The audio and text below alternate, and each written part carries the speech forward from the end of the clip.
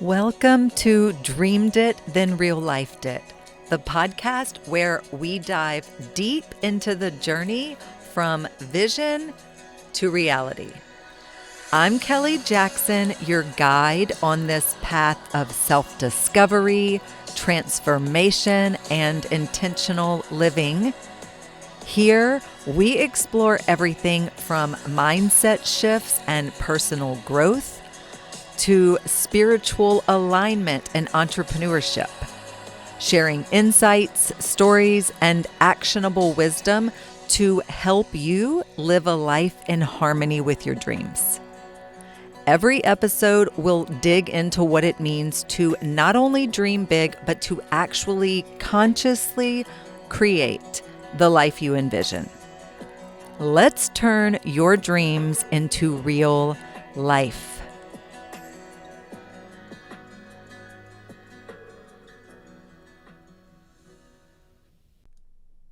Before we begin, let's land for a moment. You showed up today because part of you is turning toward truth, expansion, and alignment.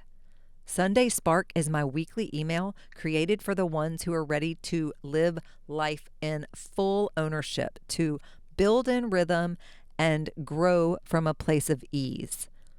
Each letter includes insights, activation prompts, and practical tools woven through my holistic trifecta, which is optimal health, positive relationships, and wealth building. And the best part? It's only 45 to 90 seconds to read. It's a quick spark, a gentle activation, something you can carry into your week. If you want that kind of moment in your inbox every Sunday, you're invited. Sunday Spark is there. It's ready when you are. The link to join is in the show notes. This episode marks the close of January and the beginning of a new season of this podcast. Not a rebrand, not a reset, not a new year, new me moment. This is a deepening. Season 2 is what I'm calling the embodiment era, because awareness and insight and healing only matter if they actually change how we live. Embodiment is where the work becomes visible, not just to other people, but to ourselves as well. And it's often quieter and slower and more confronting than we expect. So today I want to talk about what embodiment really is, why it is harder than awareness, and what it looks like in real life, including my own. This episode is meant to open space, not rush conclusions. And I'm excited about this episode. Now, mind you, 11/11 was the 1-year anniversary of the podcast. And that's when I announced, okay, here we are in season 2, the embodiment era. However, I want to really talk about embodiment today because this is a new year, like a new calendar year.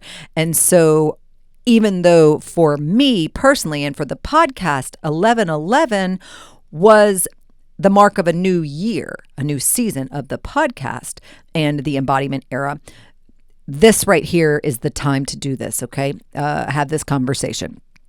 So, yeah, I'm excited. Got all that to say, I'm excited because this is good. This is good. Embodiment, we got to talk about this, okay? Why embodiment is the real work. Because we do. We talk a lot about doing the work, doing the inner work, doing the work. But most people stop at understanding. And another word I like to use is inner standing. So, of course, we all know the word. Do you understand? I understand. Yes, understandable. Understand. There's this other word. I don't even know that it's in the dictionary, but it's a word that is used often in circles like mine, and it's called inner standing. And you can kind of feel what that word's about. It's inner standing. It's about the inner self, the inner world. And I just love that word. You'll probably see me use it, write it, things like that. So embodiment is the difference between knowing something is true and living as if it's true. Okay. Awareness happens internally and embodiment shows up externally. This means you can be aware of your patterns and still repeat them. You can understand your trauma, yet still organize your life around it. You can talk beautifully about self-love and still abandon yourself in small everyday ways. These are facts. And embodiment is what happens when insight starts influencing behavior. Not perfectly, but consistently. And it's when your calendar reflects your values, and when your boundaries match your language, and when your decisions align with what you say matters.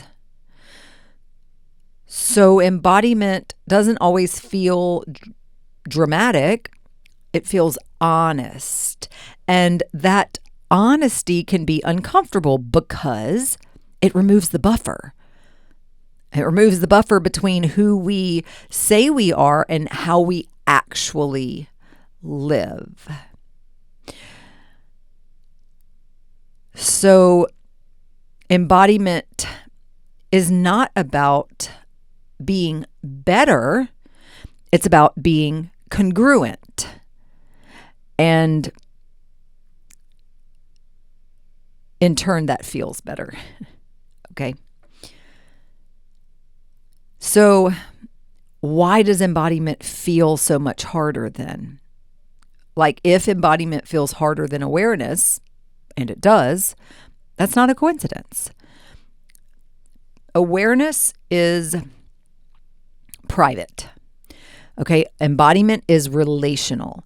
And once you embody something, other people can see it and respond to it. For instance, you can be aware of a personality trait, a habit, something that you have. You can, of a trauma, you can be aware of it. But you being aware of it does not mean that the whole world or the people around you see it, notice it, right? You're aware of it, but that doesn't translate to everyone else seeing it, right? Embodiment's like, oh, they see how you're responding to that. They see how that shaped you. They see how you are living with that information that you have, okay, with that awareness. And that means that expectations shift and dynamics change and familiar roles can get disrupted. And embodiment also, it removes your old coping strategies. And when you're no longer numbing and distracting and over-functioning and people-pleasing or intellectualizing, all the things that we do, there's nowhere to hide. And that can feel destabilizing. And that is why embodiment often feels like regression at first. Okay? But you're not going backwards. You're simply no longer bypassing discomfort. And there's also grief here. Grief for the old versions of yourself that kept you safe, and grief for identities that worked until they didn't, and grief for how long you lived disconnected from what you knew was true. Embodiment asks you to live without anesthesia. Okay, it's asking you to feel to be there in it, not to run, not to hide, not to escape, to raw dog it, to like be there in it, okay? And that is why so many people stop right before it starts working, because embodiment doesn't feel empowering at first. It feels exposing. And especially if we haven't done the nervous system work, that exposure is terrifying and definitely enough to shut us down, make us pull away. I've got episodes on all of this kind of stuff, guys, if you want a deeper dive. But let's just keep rolling with this. And you can find those other episodes as needed through the titles and the little brief show descriptions. You can get all the information you need. There is an archive there. This is episode 68. So there are 67 awesome episodes before this one that you can reference. Okay. I want to share a little personal story. This is where embodiment stops being a concept. There have been multiple moments in my life where my inner work outgrew the way that my life was structured, and where what I knew no longer matched how I was living. And in those moments, awareness wasn't enough. Okay. I couldn't journal my way out of it. I couldn't mindset shift my way through it. I couldn't just understand it more deeply. Embodiment required action. Like I had to take action. It meant I had to release roles that no longer fit. I had to let go of collaborations that weren't aligned anymore, relationships, all the things, okay? It meant changing how I worked and not only how I thought. And it also meant disappointing people that I used to contort myself to please. And there was nothing dramatic about those moments per se, but they were costly, because embodiment often asks for behavioral integrity before emotional comfort. And the relief did not come immediately, okay? What came first was the spaciousness, and then the clarity, and then the trust. And that is how I learned this. Embodiment isn't loud, it's stabilizing.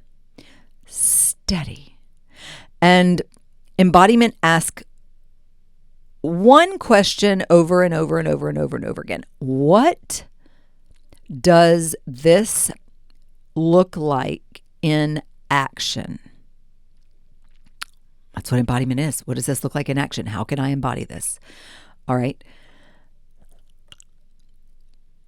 In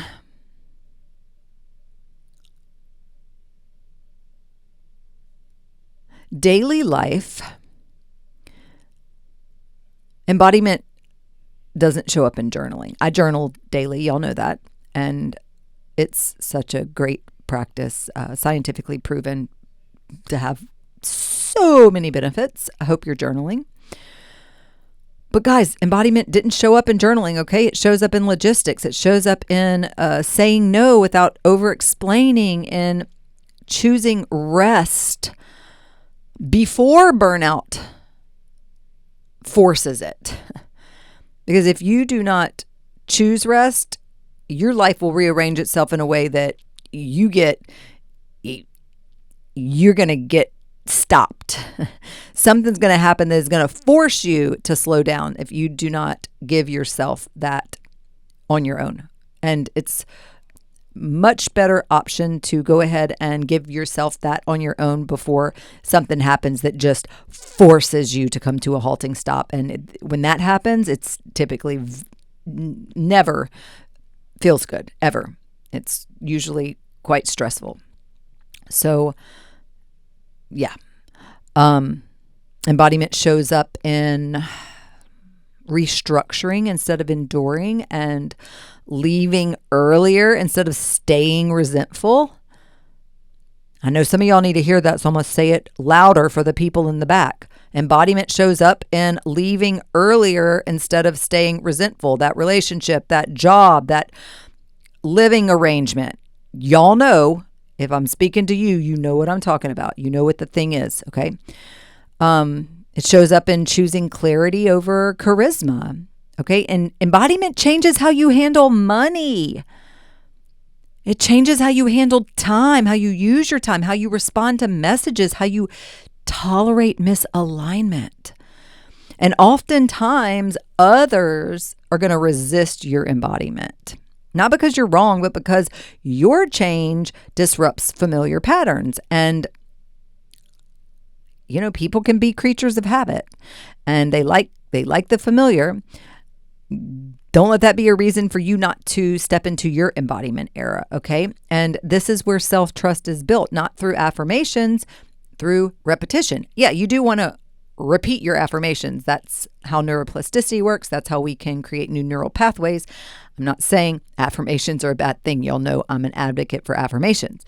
But what I'm saying though, reading an affirmation once, that ain't gonna cut it. You're not gonna be embodied because you wrote an affirmation one time and read it one time. This takes repetition, okay? And each embodied choice is going to strengthen your nervous system's belief that, hey, you can be trusted.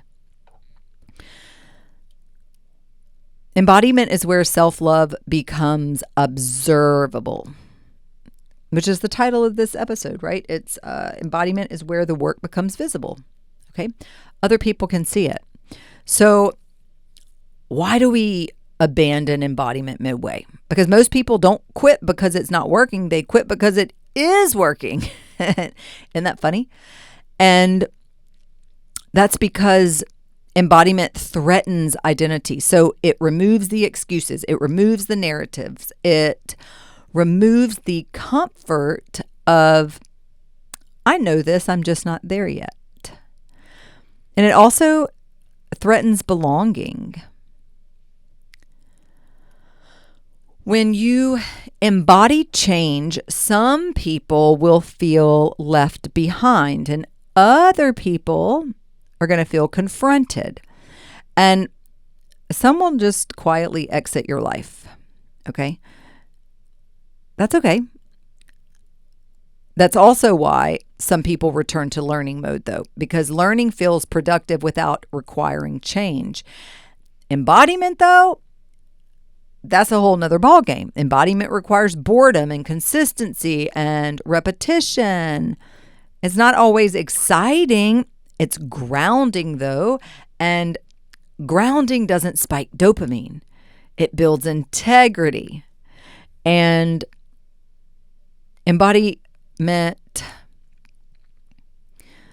exchanges or trades intensity for truth. And so, you know, y'all have heard me talk before that you can get addicted to a life you don't even like. Like our bodies can chemically get addicted to cortisol and adrenaline and all of these stress hormones. And physiologically, biologically, we can become addicted to a life we don't even like. Well, on that note, this intensity, if that is what you have become accustomed to, this intensity and this chaos, just any of that,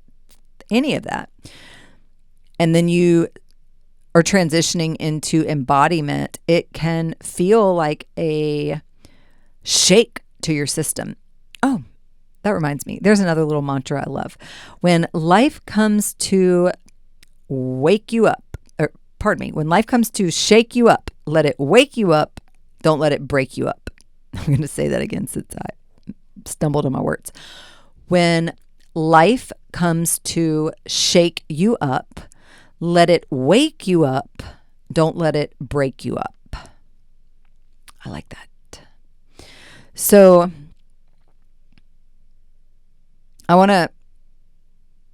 let's talk about season 2. Okay. Because life definitely, I've mentioned this before. When I celebrated the 1 year anniversary of the podcast on 11/11.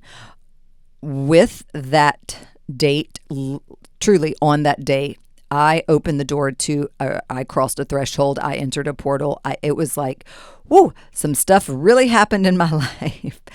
And it's been radical in all the best ways, but it was also super intense. And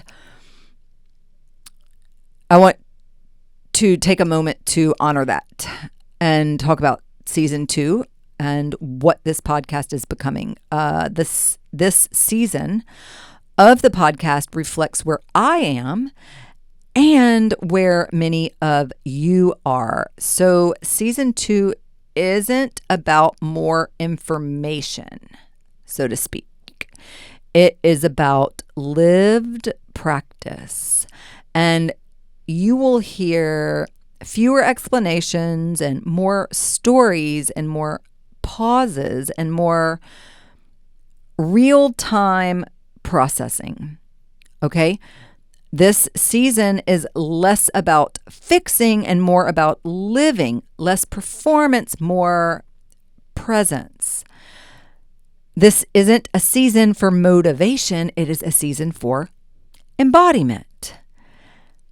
This season is about integration over inspiration. I know you're already inspired. You are already a super inspired person. Now it's time to integrate all that inspiration into your life. So,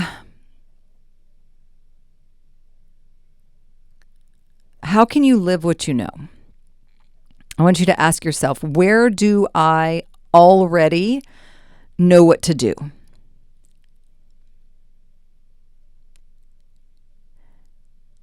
Where am I waiting for certainty instead of practicing embodiment? What is one small embodied choice that I can make this week? And where does my life already reflect my values? And then where does it not? Two separate questions. Embodiment does not ask for perfection. Okay? It asks for honesty. And honesty, when practiced consistently, changes everything. So as we close out January and move forward, I am less interested in what we're learning and more interested in how we are living, because season 2 is about embodiment and about staying and about practicing what we know. Okay? And if you are here for that, welcome. I'm grateful to have you. I will see you next week. Bye-bye.